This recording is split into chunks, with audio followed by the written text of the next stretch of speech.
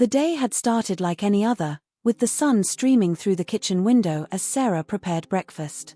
The air was sweet, filled with the smell of freshly brewed coffee and roasting toast.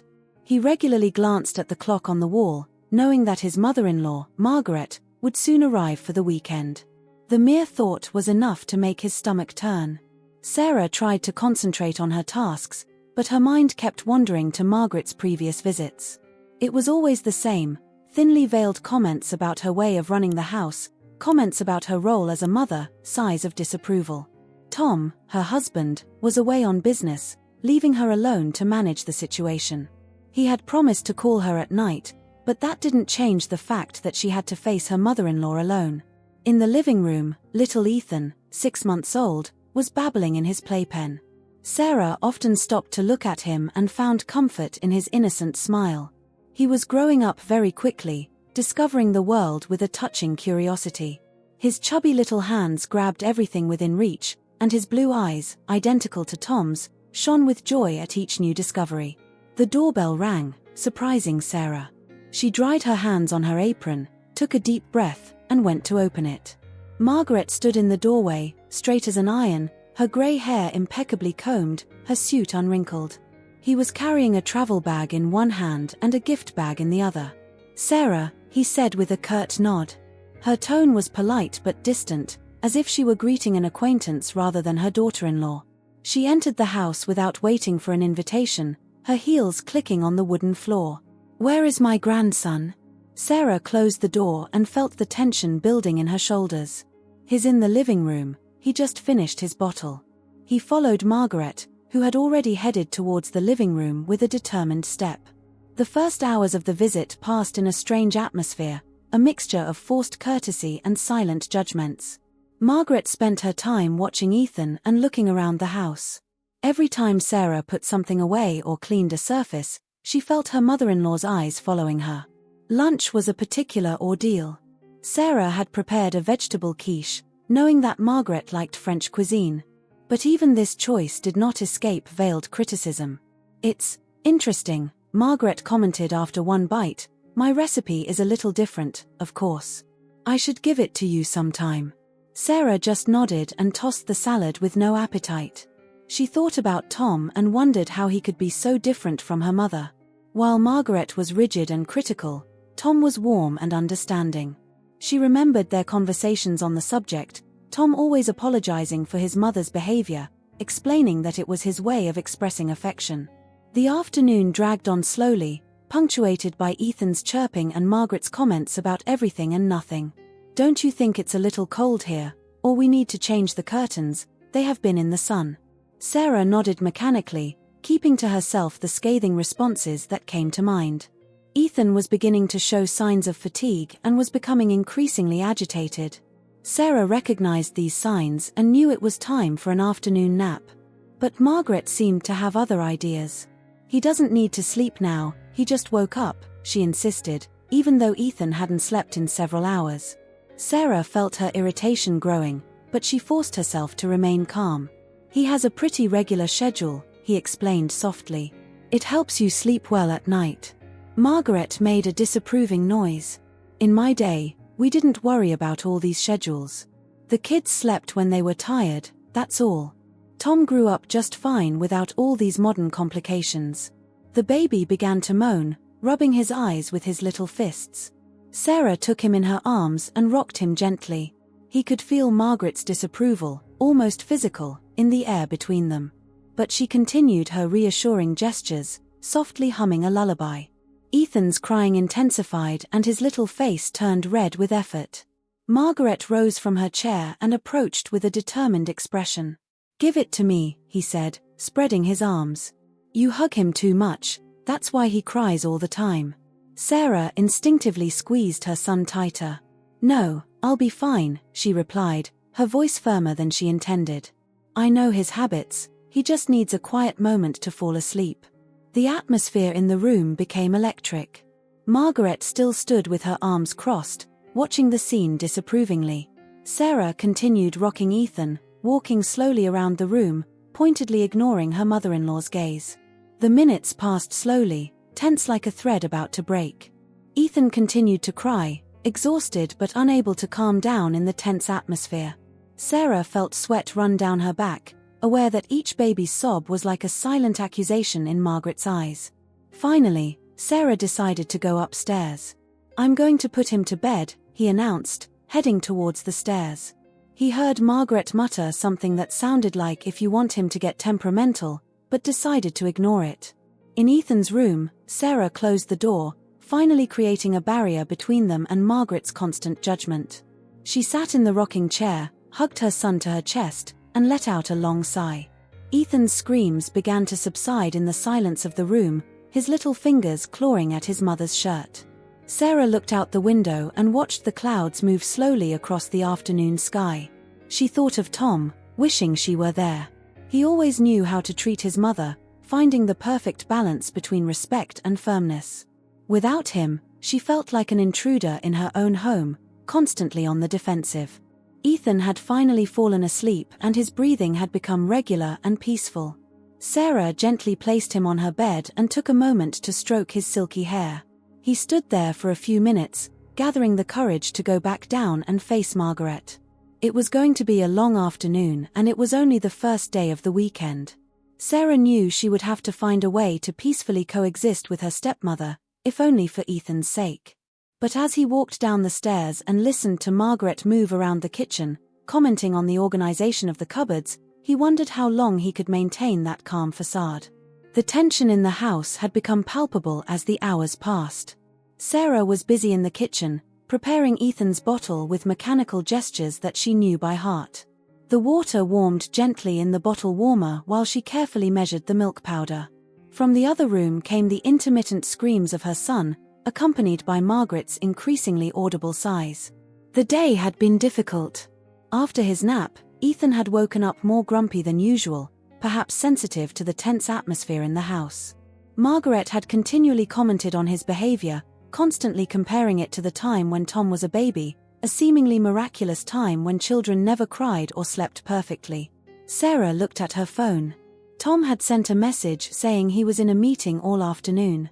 She felt terribly alone, trapped between her baby, who needed her, and her mother-in-law, who seemed determined to criticize her every decision as a mother. Ethan's crying suddenly intensified, this time accompanied by Margaret's voice rising in volume. "Come on, it's not possible to be so difficult." Sarah sped up her actions, knowing that the bottle was not ready yet. He heard Margaret mutter, her voice growing more frustrated. That's when she heard it. A sharp noise, like a slap, followed by a cry of surprise and pain that made his blood run cold. Time seemed to stop. The bottle he was holding slipped from his hands and fortunately bounced onto the kitchen rug without breaking. Sarah ran into the living room, her heart beating so hard she could hear it ringing in her ears. The scene that greeted him would be etched in his memory forever. Margaret was standing in front of Ethan's park, her hand still raised and her face contorted in exasperation. Ethan, her little one, her baby, was looking at her with his eyes wide in surprise, a red mark already forming on his chubby little cheek. Sarah's world was turned upside down. Anger surged through her like a wave, sweeping away everything in its path. The temperature in the room seemed to have dropped several degrees, but he felt an intense heat running through his body. His hands were shaking, but not from fear. Pure anger. "How dare you?" His voice was barely more than a whisper, but it was filled with a fury that surprised even her. He crossed the room in a few strides, placing himself between Margaret and the park like a human shield. Without taking her eyes off her mother-in-law, she reached behind her to pick up Ethan and hug him to her chest. Margaret, momentarily unsettled by Sarah's reaction, took a step back. His face went from surprised to defensive. "I couldn't stop crying," he justified, as if that explained everything. "In my day, a little pat didn't hurt anyone. Today's children are too spoiled."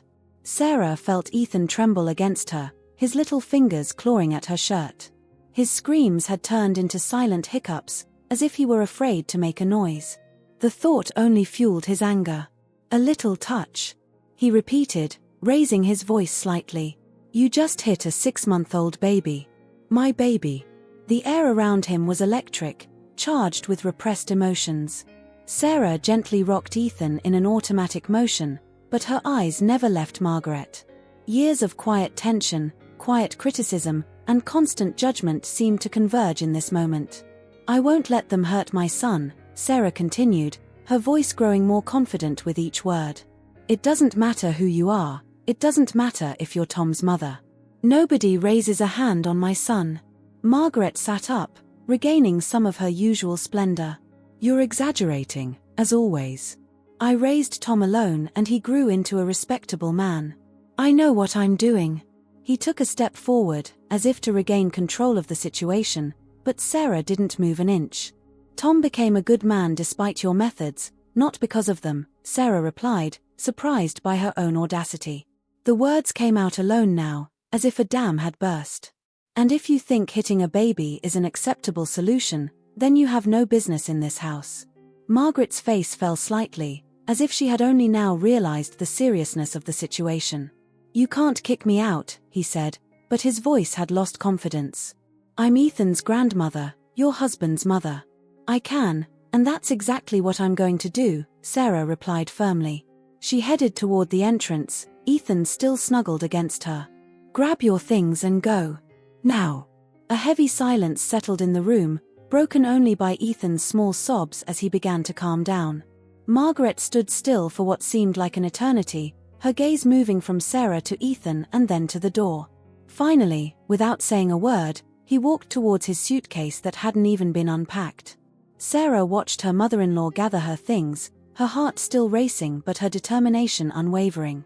A part of her couldn't believe she was facing Margaret like that, but the feeling of her son against her, the sight of the red mark on his cheek, reminded her why it was necessary. Margaret put on her coat with jerky movements, anger and humiliation fighting across her face. He stopped in front of the door and turned to Sarah one last time. "Tom will hear about this," he said, as a last-ditch attempt to regain the upper hand. "Yes, he will find out," Sarah confirmed calmly. "All." He opened the door with one hand, still holding Ethan in the other. The cool afternoon air rushed into the entrance, like a breath of oxygen after too long apnea. Margaret stepped out, her heels clicking on the front steps. Sarah watched her get into her car and drive away, waiting for the vehicle to disappear around the corner before closing the door. Only then did his legs begin to shake and the adrenaline gradually faded. She sat on the couch, still holding Ethan close to her. Her son looked at her with his big blue eyes, the mark on his cheek already beginning to fade. Sarah felt tears well up in her eyes, a mix of relief, anger, and emotional exhaustion. "I'm sorry, honey," he whispered, kissing Ethan's forehead softly. "Mom will always be there to protect you." She stayed like that for a long time, listening to her son's regular breathing, feeling his warm little body against hers, wondering how she was going to handle the consequences of this confrontation. The silence in the house after Margaret's departure was deafening. Sarah remained seated on the couch, Ethan dozing peacefully in her arms, her mind spinning. The last few hours seemed unreal to him, like a bad dream from which he couldn't wake up. But the reality of the situation reached her little by little, accompanied by a multitude of questions and concerns. The sun was beginning to set, casting orange shadows on the living room windows. Sarah had not moved, lost in thought, analyzing and reanalyzing the confrontation. He knew he had made the right decision in kicking Margaret out, but the implications of that choice were now clear to him in all their complexity. Her phone vibrated on the coffee table, startling her a little. It was a message from Tom. "The meeting is over. I'll call you in 30 minutes. Is everything okay?" The simplicity of the question made him want to laugh and cry at the same time. How can I explain in a few words that her mother had hit her baby and thrown her out? Sarah stood up slowly, being careful not to wake Ethan, who had finally fallen asleep. She gently placed him in his playpen and arranged her favorite blanket around him. The mark on her cheek had almost completely disappeared, but Sarah knew that the image of that moment would stay with her forever. He walked to the kitchen and absent-mindedly made a cup of tea. Her hands were still shaking slightly as she poured the hot water over the sachet. The familiar smell of chamomile tea helped him calm down a bit and organize his thoughts. He had to talk to Tom, explain what had happened, but how? Time passed too fast and not fast enough at the same time. When her phone finally rang, Sarah felt as if she had rehearsed the next conversation 1,000 times in her head, but never found the right words. She answered after the second ring, her heart racing. "Sir." Tom's voice was warm, familiar, and also concerned. "Is everything okay? You didn't respond to my message." She took a deep breath. "Tom, I need to talk to you about something important." His voice was firmer than he expected. "It's about your mother." There was a brief silence on the other end of the line. "What happened?" he asked, his tone becoming more serious. Sarah closed her eyes and focused on staying calm. "There was an incident this afternoon." He paused, searching for words. "Your mother, she hit Ethan." The silence that followed was deafening. Sarah could almost hear the gears turning in Tom's mind, his brain trying to process this impossible information. When he finally spoke, his voice was barely more than a whisper. "She did what?" Then the words began to come out, like a dam bursting. Sarah told him everything: Ethan's screams, Margaret's growing impatience, the sound of the slap, her reaction, the confrontation.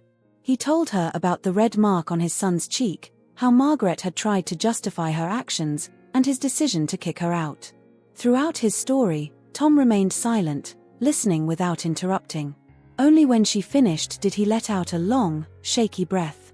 "I'm so sorry, Sarah. I never would have imagined. I mean, I know my mom can be difficult, but this. You did the right thing," Tom continued after a moment. "Absolutely what was needed." The relief that washed over Sarah at these words was almost physical. "How is Ethan now?" "He's sleeping," Sarah replied, looking towards the park where her son lay peacefully. "The mark is almost gone. I was shocked at the time, but it calmed down pretty quickly. I'm taking the first flight tomorrow morning," Tom announced. "My mother," he stopped, as if the word itself had become difficult to pronounce. "I'm going to have to talk to her. What she did is unforgivable." Sarah was sitting in a kitchen chair, her now cold cup of tea in front of her. "I know it's your mother, Tom. I'm sorry I had to." "No," he interrupted her firmly. "Don't apologize. You protected our son. That's exactly what a father should do." His voice cracked slightly. "I should have been there." They were on the phone for almost an hour, talking about what had happened, what they were going to do now. Tom insisted that his mother should sincerely apologize and show that she understood the seriousness of her actions before having any contact with Ethan. Sarah felt the guilt and anger in his voice, but also a determination that calmed her. When they finally hung up, night had already fallen. Sarah turned on some lamps, creating a warmer atmosphere in the house that seemed too big, too quiet. She mechanically prepared Ethan's nighttime bottle, knowing it wouldn't take long for him to wake up. As if to confirm his thoughts, a small squeak rose from the park. Sarah approached and found her son awake, his big blue eyes looking at her with that absolute trust that warmed her heart. She took him in her arms and sat in the rocking chair to give him the bottle. While Ethan drank quietly, Sarah thought about the future. Things were going to be complicated with Margaret, she knew it. Family celebrations, birthdays, all those occasions where families normally get together would become a balancing act. But as he looked at his son and saw the complete confidence in his eyes, he knew he had made the right decision. Tom would come home tomorrow and they would face today's consequences together. For now, in the calm of the evening, with her son snuggled against her, Sarah allowed herself to breathe, to relax a little. The storm wasn't over, but she had survived the first lightning bolts and felt stronger for it. She rocked Ethan gently even after he finished his bottle, enjoying this moment of peace. Tomorrow would bring its share of challenges, but tonight, in the new silence of his home, he knew he had done the right thing. She had protected her son, she had set clear boundaries, and although the price would be high in terms of family relationships, it was a price she was willing to pay. It had been a long night for Sarah. Despite his physical and emotional exhaustion, sleep had eluded him and his mind constantly replayed the day's events. She had gotten up several times to check on Ethan, even though she knew he was sleeping peacefully in his bed. Each time, she stayed for a few minutes to watch him sleep, finding some comfort in his even breathing and his small clenched fists. Morning came with the promise of Tom's return. Sarah was busy in the kitchen, preparing Ethan's breakfast while periodically checking her phone. Tom had sent an early message, on the plane. Expected arrival at 10 a.m. These few words gave him hope and apprehension. Ethan seemed to be back to his usual good mood, cooing in his high chair as Sarah fed him his applesauce. He watched her face carefully, looking for any trace of the previous day, but the red mark had completely disappeared. If only the emotional traces could be erased so easily, he thought. The sound of a car parking in front of the house startled Sarah. She looked out the kitchen window and saw Tom getting out of a taxi with his overnight bag in his hand. He looked tired, his shoulders slightly hunched under the weight of events. Sarah felt her heart sink at seeing him like that. The door opened and Tom walked in, leaving his bag on the doorstep. For a moment they looked at each other without moving, as if time had stopped. Then Ethan let out a small cry of happiness when he recognized his father, breaking the tension. Tom crossed the room in a few strides, first taking Sarah in his arms, holding her tightly, before leaning down to kiss his son. "I'm sorry," she whispered into Sarah's hair. "I'm really sorry I wasn't there." Sarah snuggled into him and finally let her emotions come to the surface. "You're here now," she replied simply. They sat in the living room, Ethan quietly playing with his blocks while his parents talked. Tom had tried to contact his mother during the flight, but she did not answer his calls. "She sent me a message," he said, pulling out his phone. "He says he wants to talk to both of them, that there was a misunderstanding." Sarah felt anger rising inside her. "A misunderstanding? She hit our baby, Tom. How can you call it a misunderstanding?" Tom shook his head and rubbed a tired hand over his face. "I know. Believe me, I know. It's just, she's my mother, you know? The woman who raised me. I still can't believe she could do that." Sarah looked at her husband and saw the pain in his eyes. For her, the situation was clear. Margaret had crossed an unforgivable line.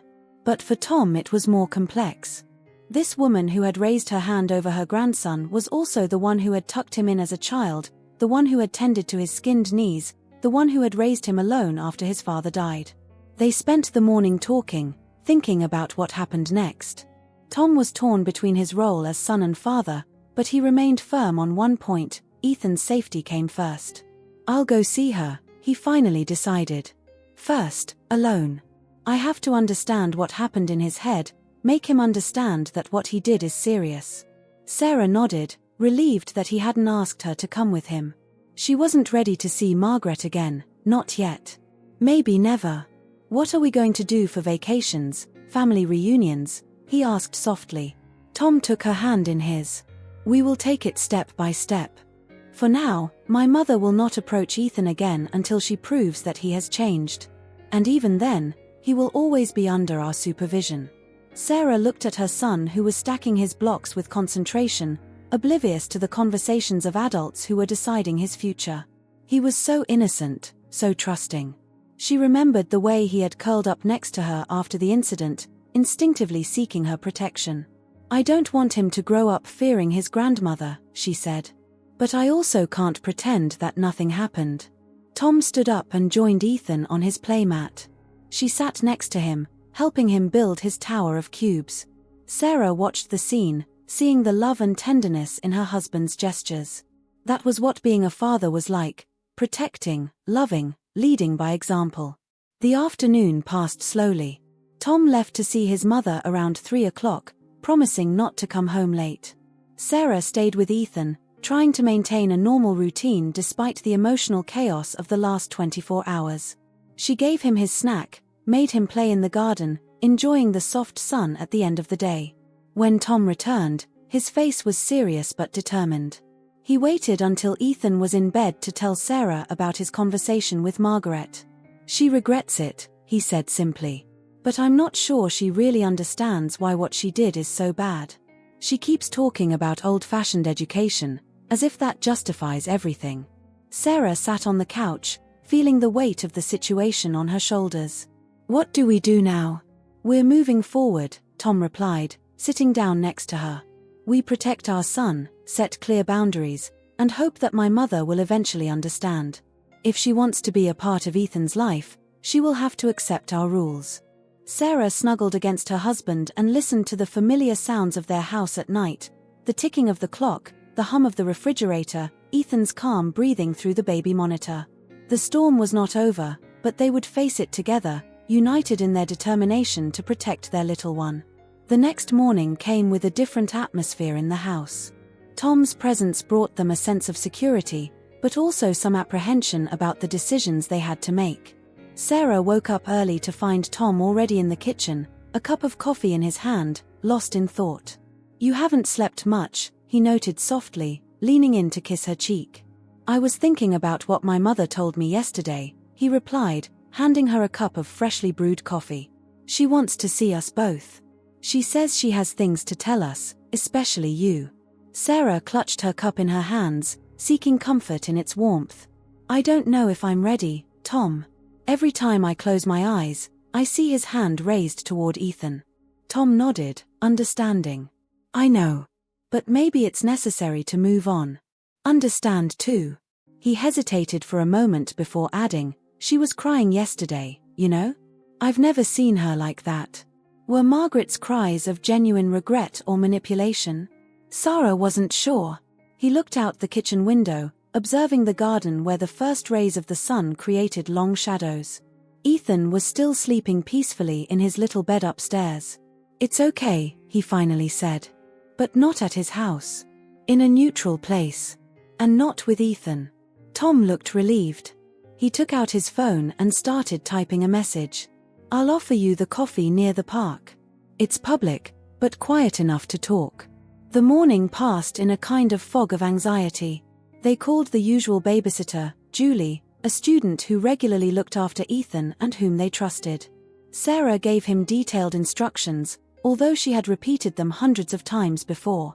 Her favorite stuffed animal is in bed, but she also likes to have the little giraffe when she naps, Sarah explained as Tom waited patiently for her by the door. And if he gets in a bad mood, he has his favorite lullaby on the tablet. "Sarah," Julie interrupted softly with a reassuring smile. "I know all that. We're both going to have fun, right, Ethan?" The baby gurgled in response, already busy playing with Julie's hair. Sarah felt tears welling in her eyes, overwhelmed by a wave of emotions she couldn't quite explain. The walk to the cafe was silent. Tom drove, occasionally casting concerned glances at Sarah, who was looking out the window. The streets passed by, familiar but strangely different, as if the world had changed slightly since the incident. Margaret was already waiting for them when they arrived at the cafe. She was sitting at a table in the corner, her hands clenched around a cup of tea. She seemed smaller than Sarah remembered, and also more fragile. His normally impeccable hair was slightly disheveled and his eyes were red. The silence that fell when they sat down was loaded with unsaid things. A waitress came to order them, creating a pleasant momentary distraction. Sarah ordered a tea she knew she probably wouldn't drink, just to have something to do with her hands. Margaret began, then paused, searching for her words. It was the first time Sarah had seen her hesitate. "I wanted to talk to you. Explain myself." Tom took Sarah's hand under the table, giving it reassuring pressure. "We hear you, Mom," he said in a calm but firm voice. Margaret took a deep breath. "What I did was unforgivable. I lost control.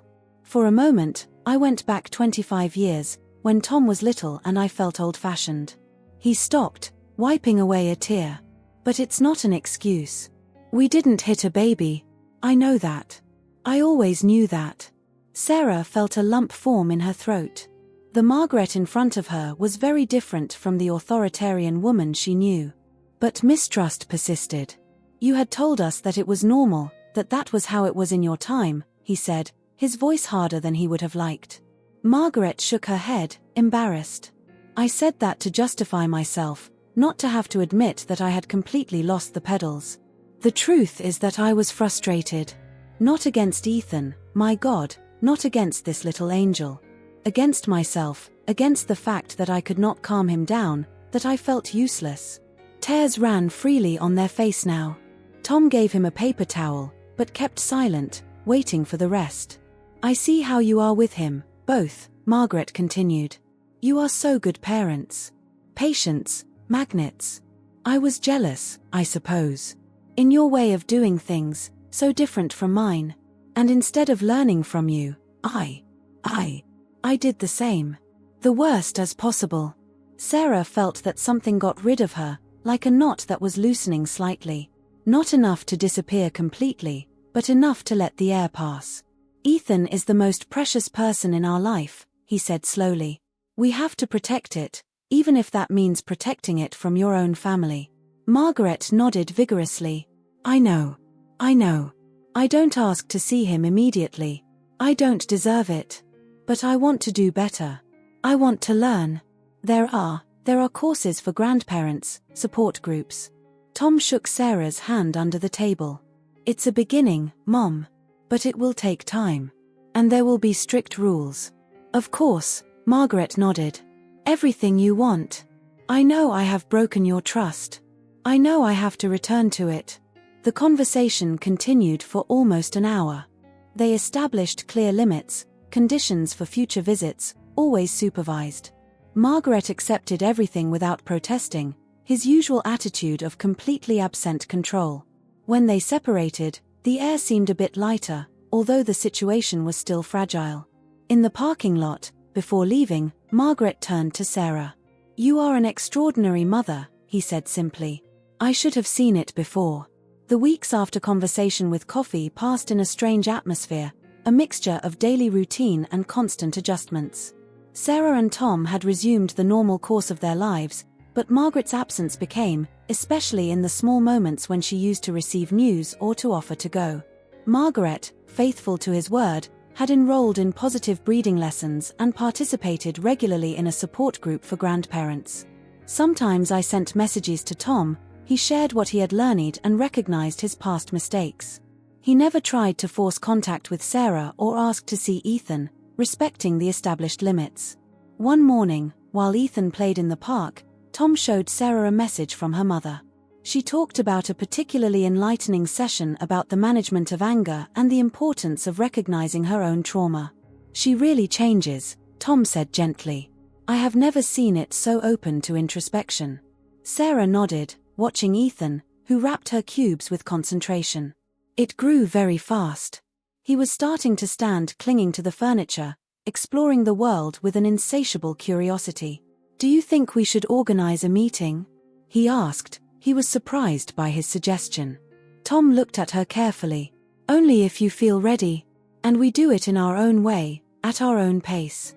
They decided to organize a brief visit to a park near their home. It was a neutral and public place, where Ethan loved to go see the ducks. The meeting set on a Saturday morning, when the park was generally calm.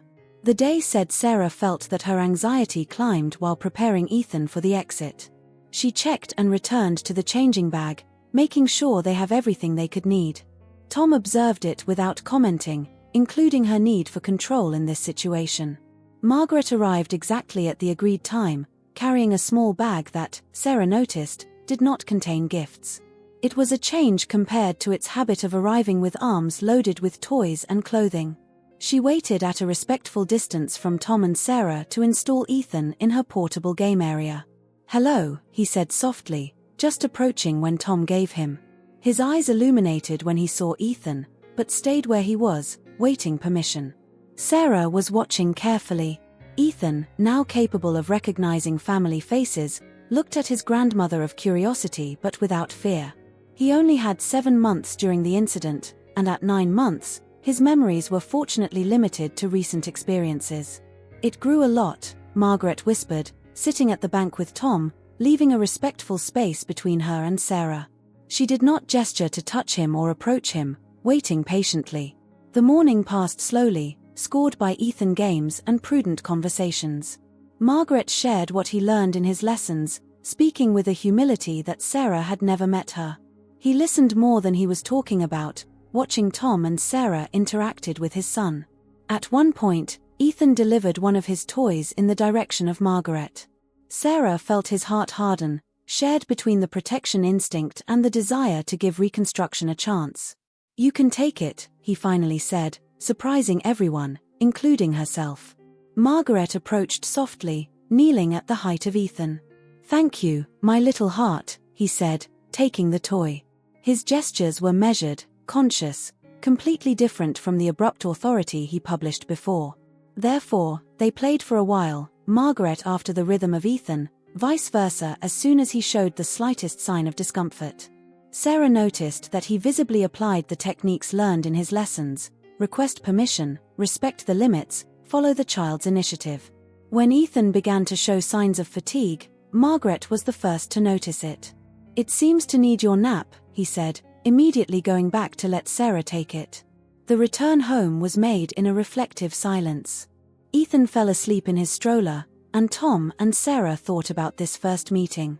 It was only at night, once Ethan lay down, that they really talked about it. "She changed," Sarah admitted, located against Tom on the couch. "I don't know if I completely trust him, but I see his efforts."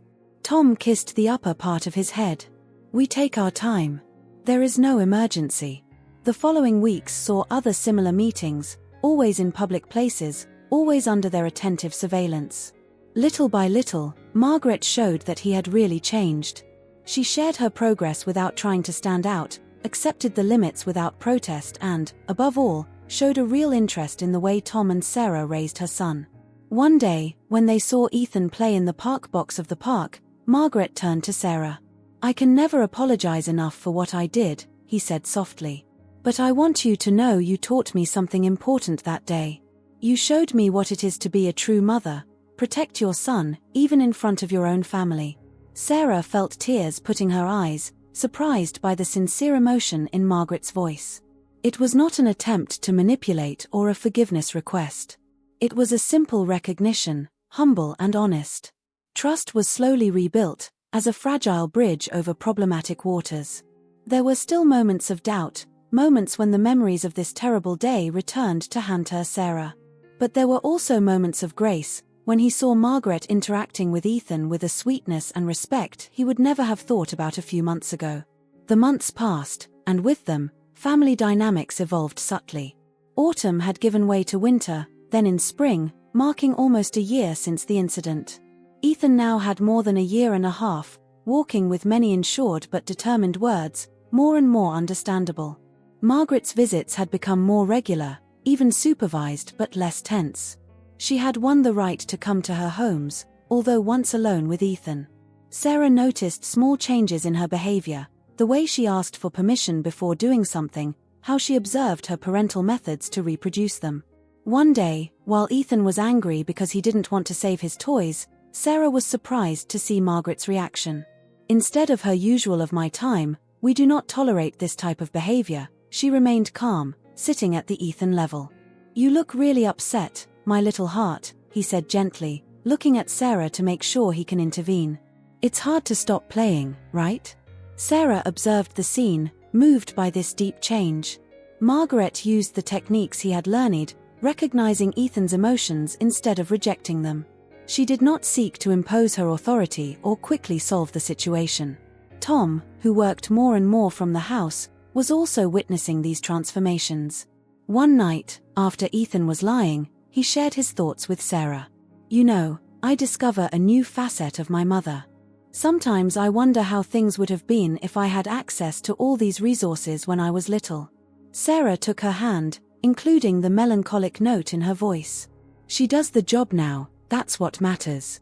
Birthdays and parties, which had been a source of anxiety at the beginning, became easier to handle. For Ethan's first birthday, they had organized a small party at home. Margaret had come, but instead of bringing a mountain of gifts as he would have done before, he had asked in advance what would be appropriate. "I don't want to exceed the limits," he said. "I know he prefers educational toys and not too much at the same time." This attention to parents' wishes, this desire to adapt to their way of doing things, showed more than all the excuses in the world that Margaret had really changed. She had learned to put aside her own desires and habits to respect her parental choices. Difficult times had not completely disappeared. There were still times when the old Margaret was done again, where a slightly too direct comment escaped him. But the difference was in his reaction. He apologized immediately, recognizing his error without trying to justify himself. On Sunday afternoon, when they took everything in the garden, Ethan stumbled and kicked his knee. Before someone could react, he went to Margaret, stretching his arms towards her to be comforted. Sarah felt his heart jump. shared between instinctive anxiety and recognition that his son felt safe enough to seek comfort with his grandmother.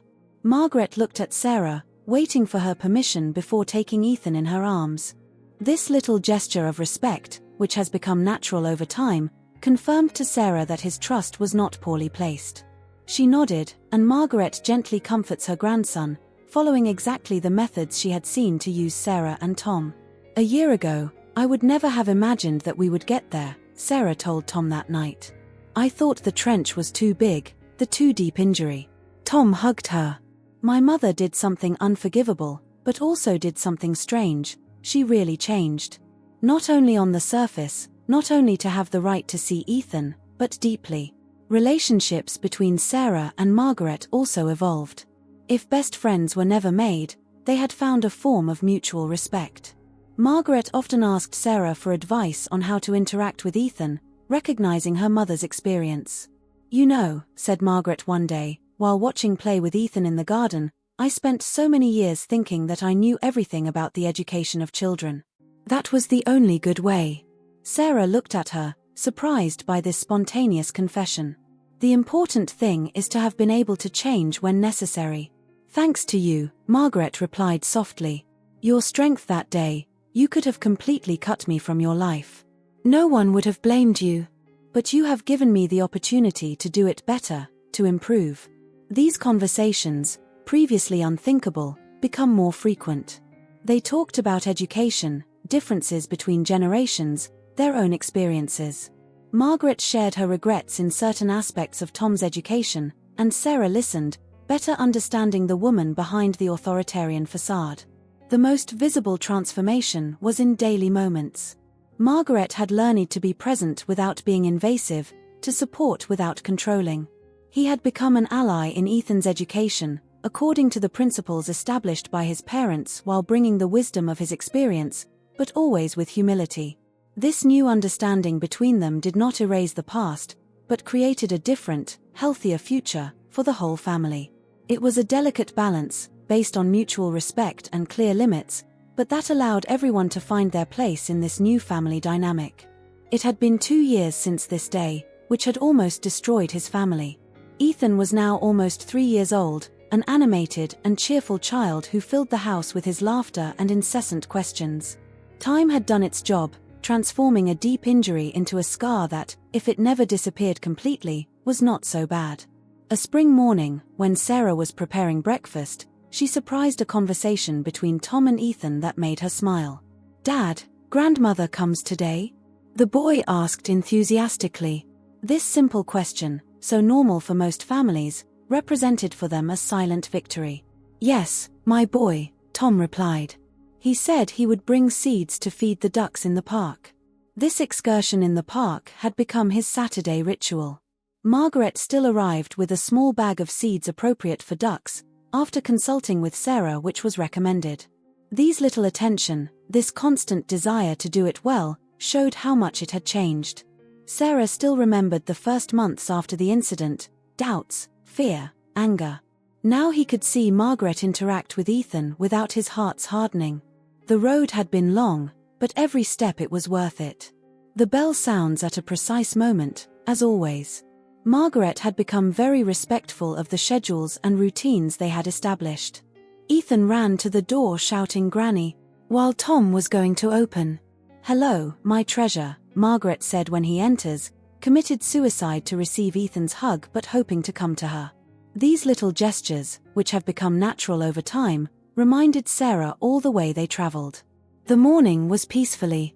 In the park, Margaret patiently followed Ethan, who ran from one place to another, stopping to look at each flower, each insect. She did not hurry, she didn't try to direct her games. He had learned to appreciate these simple moments, to keep up with the rhythm of his grandson instead of imposing his. Sarah observed them, sitting at a bank next to Tom. "Do you remember our first exit here?" he asked softly. "When we were trying to rebuild the bridges?" Tom nodded, shaking hand in his. "I was so nervous.